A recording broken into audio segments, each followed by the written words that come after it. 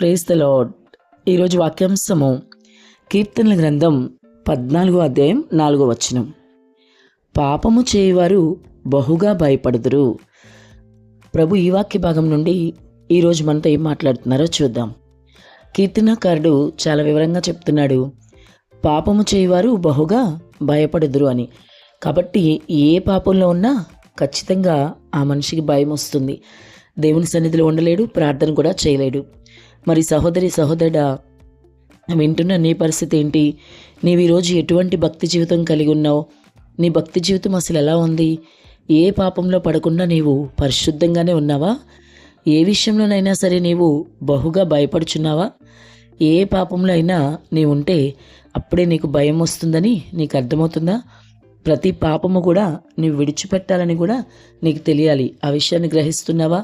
ఒకసారి ఆలోచించు. ఇన్ని ప్రశ్నలు నీ ముందున్నాయి. నీ సమాధానం ఏంటో ఒకసారి నిన్ను పరిశీలన చేసుకో. కీర్తనకారుడు అయితే ఎంతో వివరంగా చెప్తున్నాడు, పాపము చేయవారు బహుగా భయపడదురని. అయితే ఈరోజు నీవు ఏ పాపంలో అయినా ఉంటే వెంటనే దాన్ని విడిచిపెట్టి బయటకు రావాలి. ఎందుకంటే వాక్యం నీ వద్దకు వస్తుంది. ప్రభు నీతో మాట్లాడుతున్న ఈ సమయంలో నీలో మార్పు రావాలి.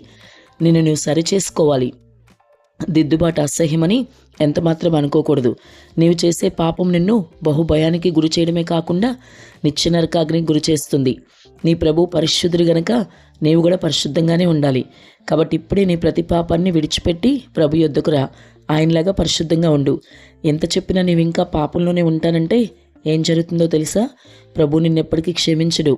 తెలిసి పాపంలో ఉంటున్నావు గనక ఎప్పటికీ క్షమాపణ దొరకదు.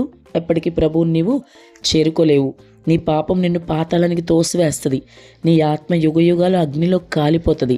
కాబట్టి భయం కలిగి ఇప్పటి నుంచైనా పాపం నుంచి బయటికి రా. ఖచ్చితంగా దేవుడు నీకు సహాయం చేస్తారు. ఆ పాపం నుంచి నీకు విడుదలిచ్చేది యేసు మాత్రమే, ఆయన రక్తం మాత్రమే. గమనించి ఆ విధంగా నీ జీవితంలో ముందుకు వెళ్ళు.